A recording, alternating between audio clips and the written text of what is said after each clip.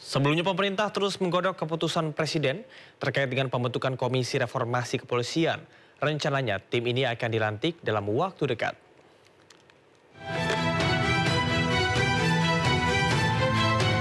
Aksi unjuk rasa yang terjadi pada akhir Agustus lalu mengeluarkan sejumlah tuntutan.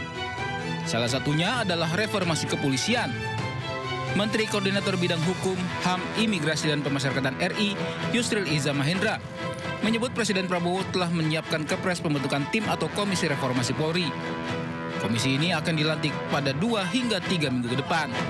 Tadi Pak Presiden juga mengatakan kepada saya bahwa akan membentuk tim reformasi kepolisian. Itu mungkin dalam 2 minggu, 3 minggu ke depan akan dibentuk timnya. Kalau tadi Pak Ahmad Doviri itu dilantik sebagai staf khusus Presiden, juga ikut menangani reformasi kepolisian. Tapi bukan tim reformasi kepolisian yang akan dibentuk oleh Presiden tadi. Usulan pembentukan Komisi Reformasi Kepolisian diajukan oleh sejumlah tokoh Gerakan Nurani Bangsa kepada Presiden Prabowo di Istana Kepresidenan pada 11 September lalu. Dalam pertemuan tertutup yang berlangsung selama 3 jam, Presiden menyetujui reformasi di tubuh kepolisian.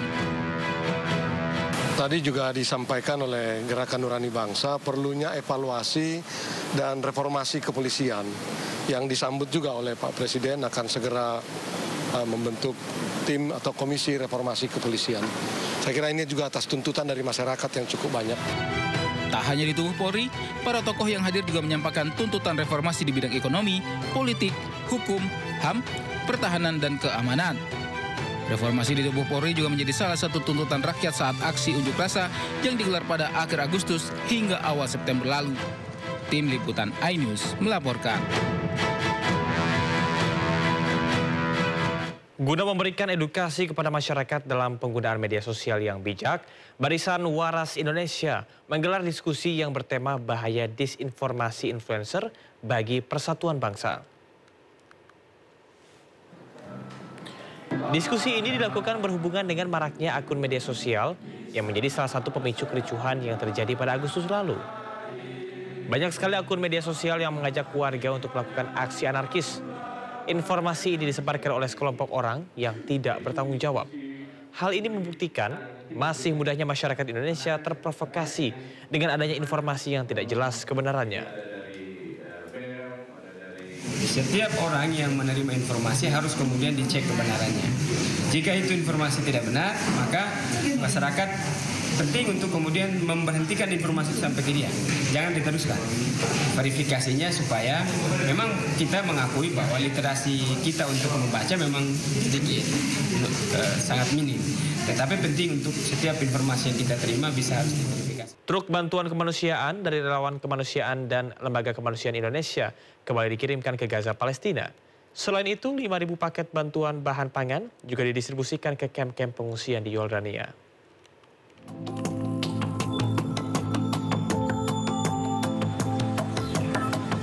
Indonesia kembali mengirimkan bantuan sembako melalui jalur darat perbatasan Yordania Palestina.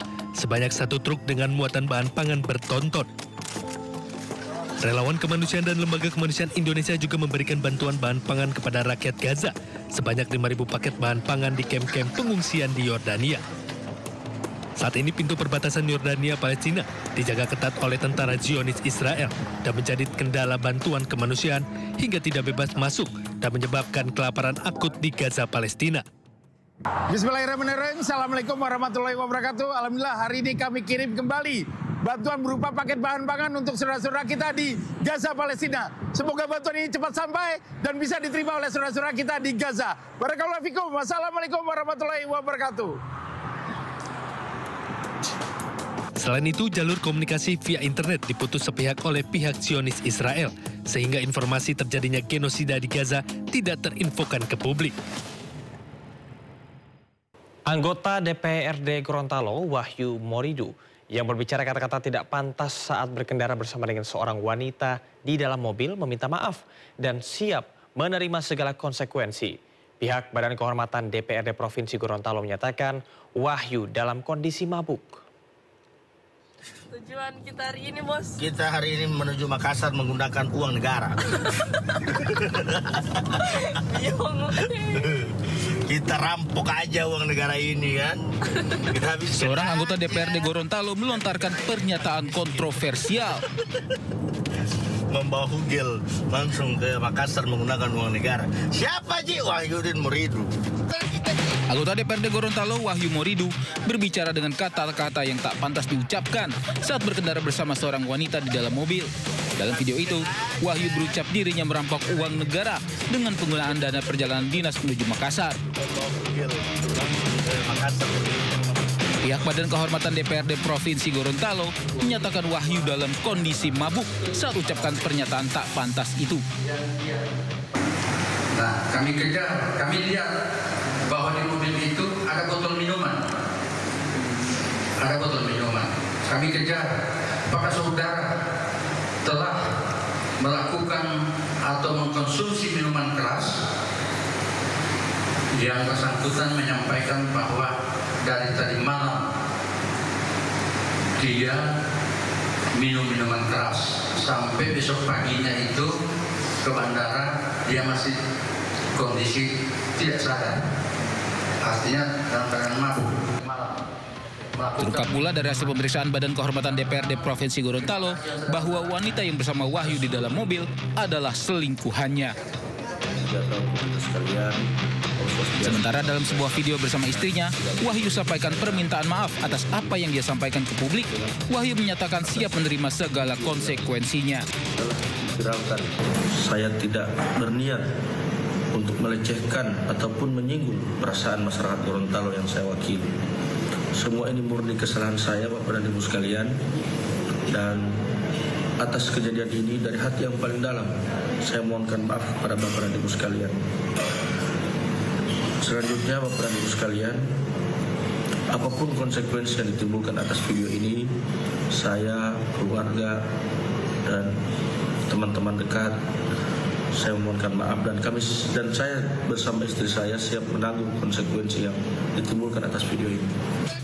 Meski telah menyampaikan permohonan maaf, unggahan klarifikasi Wahyu tetap memicu banyak tanggapan dari publik. Dari Gorontalo, Nur Faizi, iNews melaporkan. Seorang pria, menantu anggota DPRD di Kabupaten Jombang, Jawa Timur, ditangkap polisi karena berjualan ganja. Tidak tanggung-tanggung dari kurir yang membawa ganja pesanannya, polisi berhasil mengamankan barang bukti ganja seberat 5,7 kg.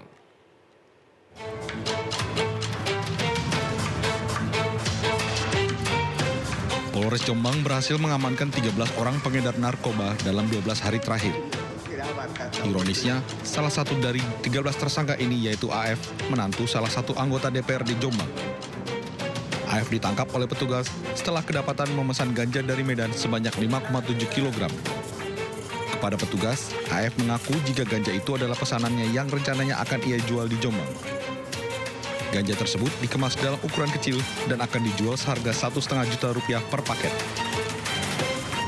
Dari hasil peredaran ganja ini berawal dari informasi masyarakat, ada peredaran ganja pengiriman dari Medan, kemudian ada ditujukan ke tersangka Isel, di rumahnya tersangka Isel, kemudian berhasil diamankan oleh rekan-rekan Sat Narkoba Polres Jombang sebanyak 5,7 kg.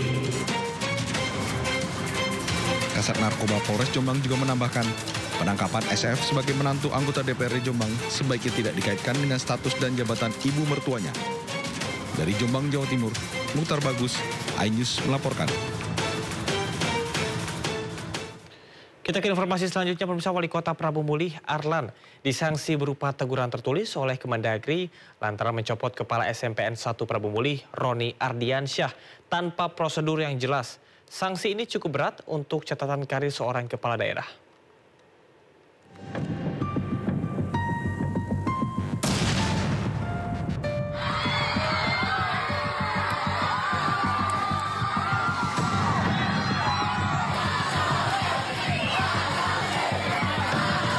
Ini membuat saya tidak bisa mengontrol diri. Dengan adanya kejadian ini, saya ambil satu hikmahnya dan saya mengucap permohonan maaf. Drama pencopotan Roni Ardiansyah, Kepala Sekolah SMP Negeri 1 Prabu Muli, Sumatera Selatan, akhirnya berakhir. Bila sebelumnya dirinya dimutasi, kini Roni bisa kembali menjabat sebagai Kepala Sekolah SMP Negeri 1 Prabu Muli, Sumatera Selatan.